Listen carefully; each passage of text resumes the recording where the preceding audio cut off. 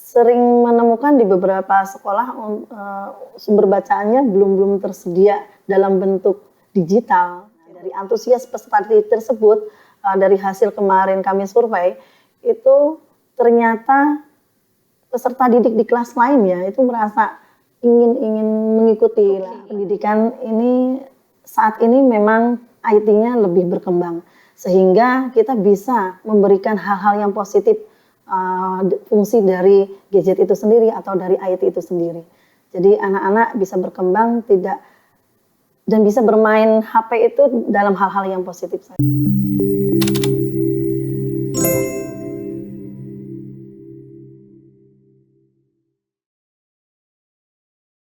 Halo Tribuners, bagaimana kabar Anda hari ini? Semoga dalam keadaan sehat dan tentunya baik ya, dan harus semangat terus.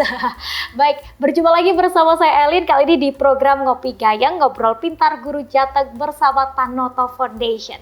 Pada kesempatan ini kita sudah bersama dengan Ketua Tim Green Squad Fasda Perubahan 2.0 Tanoto Foundation, ada Ibu Lia Mailani Hendriati SPD MPD. Kita sapa langsung Tribuners. Halo Ibu Lia.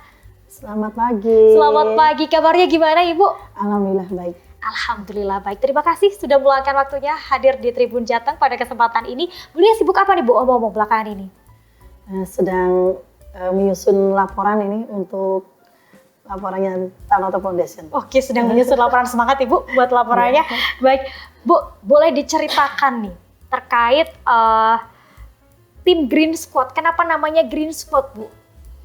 Karena memang ini tujuannya nanti untuk mencari sumber bacaan dari Go Green. Oke, mencari sumber bacaan dari Go Green. Nah, langsung nyambung nih berarti proyeknya ya dari tim Green Squad apa Bu? Pelatihan untuk membuat sumber bacaan dengan berbasis QR Code. Boleh dijelaskan secara detailnya seperti apa Ibu terkait proyek tersebut? Iya. Begini, untuk proyek kami, perkenalkan dulu, memang di kami ada tim kami terdiri dari 3 personil. Yang pertama yaitu saya sendiri, Bu Lia Mailani Hendriati, kemudian yang kedua Ibu Rustanti Ningsih SPD MPD, yang ketiga Pak Adi Susilo SPD. Dari kami, ini adalah ide kami bertiga untuk membuat tim ini dan untuk mengadakan pelatihan ini, di mana pelatihan ini memang dilatar belakangi oleh lingkungan di daerah Mijen, yaitu memang dingin ya, kemudian hampir seluruh sekolahan itu bernuansa hijau gitu. Nah, dari sana kemudian kami mempunyai gagasan untuk membuat sumber bacaan yang berasal dari lingkungan itu sendiri. Dari sumber bacaan tersebut kemudian juga kami bagaimana caranya agar sumber bacaan itu mudah untuk dipahami anak-anak, kemudian mudah untuk dibaca oleh anak-anak gitu.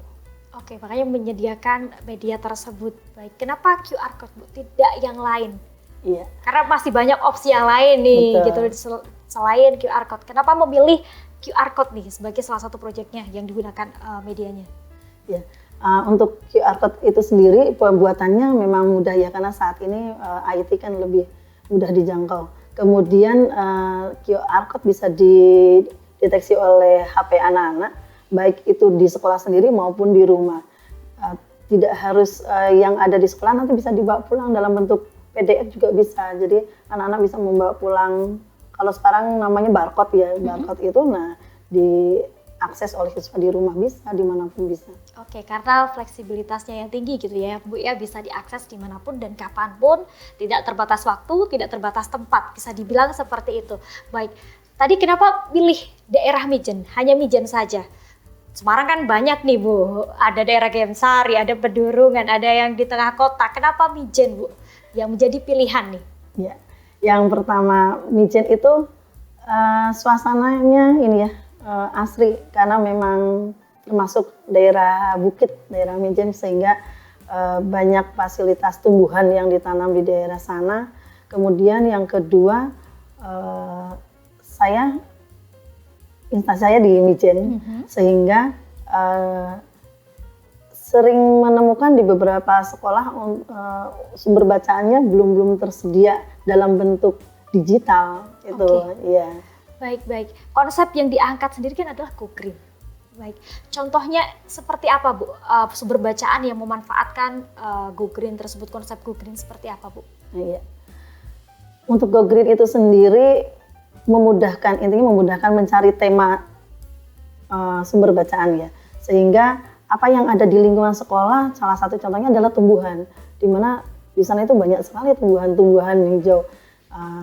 Kita aksesnya ke tumbuhan dulu. Jadi untuk memudahkan guru bagaimana membuat penulisan untuk sumber bacaan bagi anak-anak agar lebih mudah gitu. Nah, dari tumbuhan tersebut mungkin apa nama tumbuhan tersebut, kemudian apa fungsinya,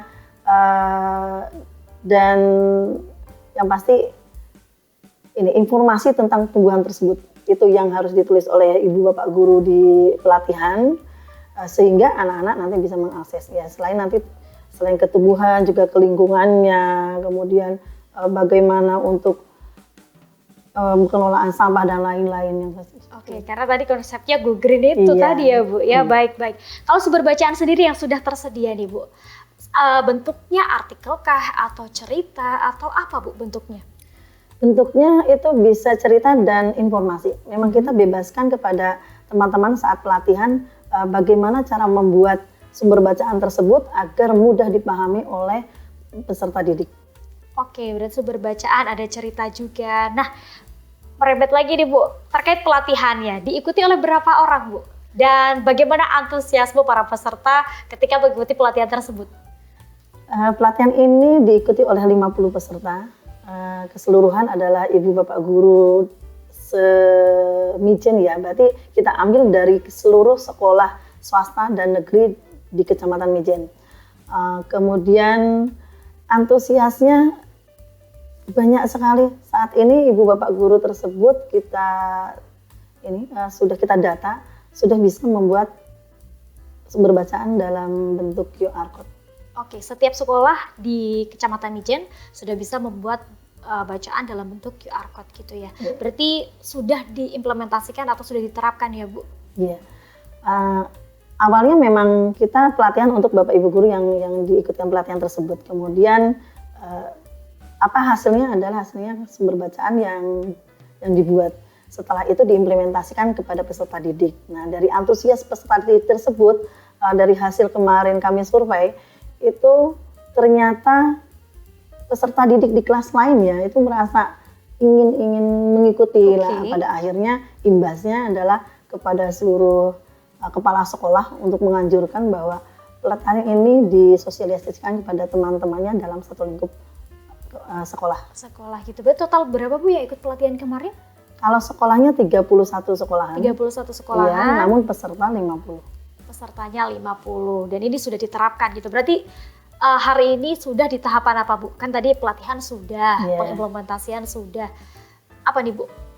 Untuk hari ini kita pelaporan. Sudah di tahap pelaporan. Pelaporan. Semoga sukses berjalan seperti apa yang diinginkan. Baik Bu, tapi melihat tadi ada 31 sekolah, kemudian ada 50 guru yang mengikuti, melihat antusiasme yang sangat luar biasa.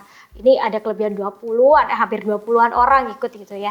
Impact yang dirasakan mereka apa sih Bu yang didapatkan dari mengikuti pelatihan ini? Untuk ibu bapak gurunya saat ini manfaatnya adalah sudah bisa membuat sumber bacaan sendiri. Sehingga dari kemampuan ibu bapak guru untuk membuat sumber bacaan itu bisa tahu bagaimana kesulitan anak-anak ketika membaca. Oh, ternyata kalau sumber bacanya dibuat sendiri itu lebih mudah dipahami oleh peserta didik. Yang pertama itu. Kemudian yang kedua kepada siswa. Kami kemarin juga mewawancarai siswa juga, ternyata senang. Kenapa senang? Karena senangnya bisa belajar di luar gitu. Apakah belajar di luar itu bisa konsentrasi? Oh, justru itu karena kami senang, kami serius. Nah, itu mungkin ada hal lain ketika anak-anak itu duduk di dalam kelas dengan bisa di luar mencari ini ya, QR code-nya di mana, kemudian diakses, dibaca sambil bisa berdiri atau duduk dan lain-lain. Itu membuat pembelajaran semakin menarik. Dan yang ketiga, untuk Bapak Ibu Kepala Sekolahnya juga berpengaruhnya tinggi. Ketika ada antusiasme dari peserta didik, dari gurunya, Kemudian menganjurkan untuk disosialisasikan kepada guru-guru yang lainnya untuk mengikuti begitu. Oke, luar biasa sekali Bu.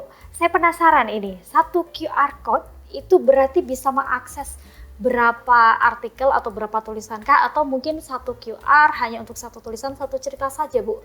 Iya, karena ini masih di tahap sekolah dasar ya. Jadi satu QR code itu untuk menulis satu tema saja. Misalkan itu tumbuhan, satu tumbuhan itu bercerita tentang tumbuhan itu. Walaupun di sana nanti mungkin ada videonya, ada tulisannya ya, kebermanfaatan dan lain-lain gitu. Oke, berarti bisa dibilang di situ ada ceritanya, kemudian ada keterangannya, ada informasinya, bahkan ada video dan gambarnya. Wah, sangat menarik sekali Tribuners program dari tim Green Squad ini ya. Baik, Bu, tapi kedepannya apakah ini akan berhenti di Kecamatan Mijen saja atau ingin melebarkan sayap nih? Syukur-syukur bisa satu kota Semarang merasakan kebermanfaatan dari program tim Green Squad ini. Seperti apa Bu ke depannya? Berdasarkan fakta ya kemarin ketika kami survei itu, yang pertama Mijen sendiri merasa kebermanfaatannya tinggi karena tidak hanya di Go Green saja, ternyata mereka mengembangkan kepada apa yang ada alat di sana atau sejarah tentang itu sekolah itu sendiri. Nah, harapan kami tidak hanya di Mijen saja, jika kami memang nanti ada kesempatan ke depannya, kami juga ingin menularkan kepada sekolah yang ada di Kota Semarang. Sekolah lainnya ada di Kota Semarang. Syukur-syukur bisa satu Kota Semarang menggunakan hasil dari proyek tim Green Squad ini ya Bu. Ya baik Bu, kalau terkait pengimplementasian, tentu ketika menerapkan segala sesuatu proyek itu pasti ada aja kendalanya. Kendala apa yang dihadapi dari teman-teman Bu? Kendalanya itu ke siswanya ini.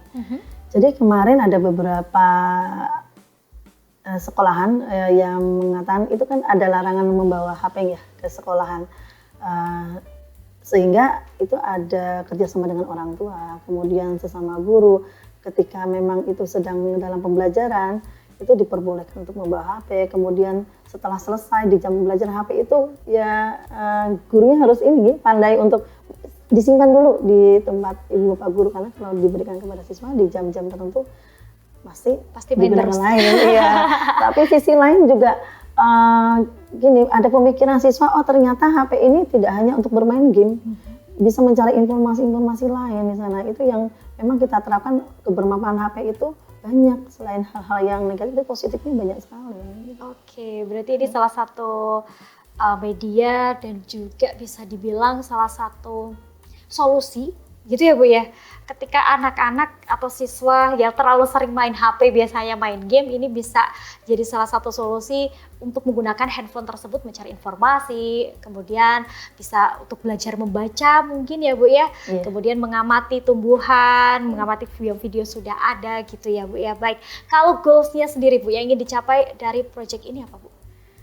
Goals-nya sendiri pencapaian literasi anak-anak saat ini, apalagi ini untuk proses ke ANBK ya, itu kami berharap anak-anak bisa memahami sumber bacaan, memudahkan, kemudian bisa menerapkannya ketika membaca itu mudah sekali memahami itu, dan kedepannya kami berharap tidak hanya ibu bapak guru saja yang mendapatkan pelatihan ini, tapi anak-anak juga bisa membuat QR code sendiri. Oke. Pengennya anak-anak bisa membuat QR code sendiri. Terakhir, harapan yang ingin disampaikan, boleh disampaikan ke Tribuners dan juga penonton hari ini, Bu? Iya, baiklah Tribuners. Harapan kami pendidikan ini saat ini memang IT-nya lebih berkembang, sehingga kita bisa memberikan hal-hal yang positif, fungsi dari gadget itu sendiri atau dari IT itu sendiri.